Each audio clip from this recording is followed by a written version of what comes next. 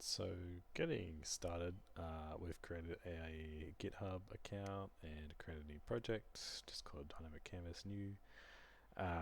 We've created it with a ignore.getignore file, and we selected the Visual Studio template because it has a bunch of stuff that we need to ignore Visual Studio files, so that when we are doing git add, so if we do like a git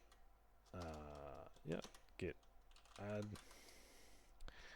that works. So if you didn't have that git ignore already in your git repository, you'd start running into access errors because Visual Studio has a bunch of files that are temporary files that it's using.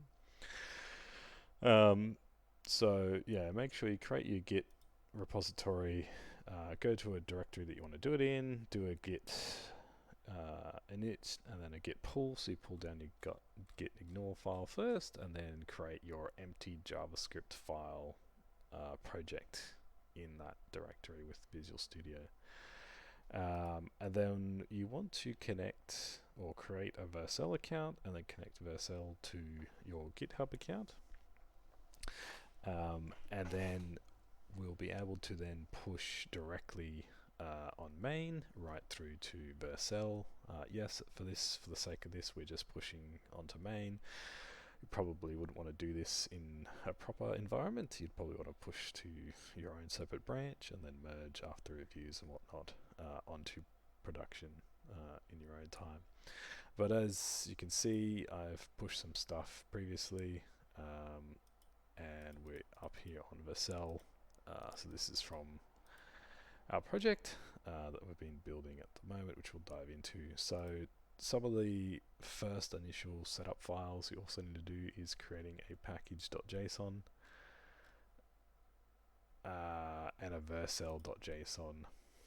So in our vercel.json, we're going to want to set that we're using Node. We're going to set our source file, which is server.js in our server.js here.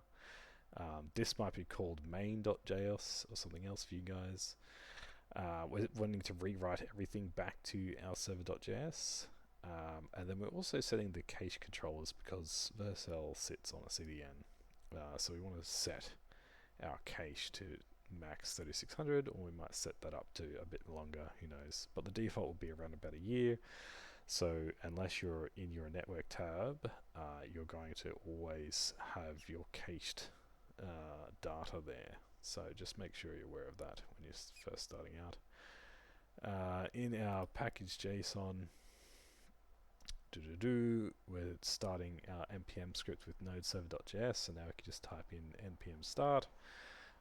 And we will set up a CDE client and npm install build for our React project as well in our package.json. Now I've set up already my path variables for Git. I've set up path variables and I've already installed Node.js for Visual Studio in Windows as well, so you might want to do that before starting this project as well. But that's going to be getting us ready, and once you have all those set up, you should just be able to start pushing through to main. Let's do some update, working tree clean. All right, so I've already pushed to main, so there's no point. So that's we're now ready to start moving on and start building.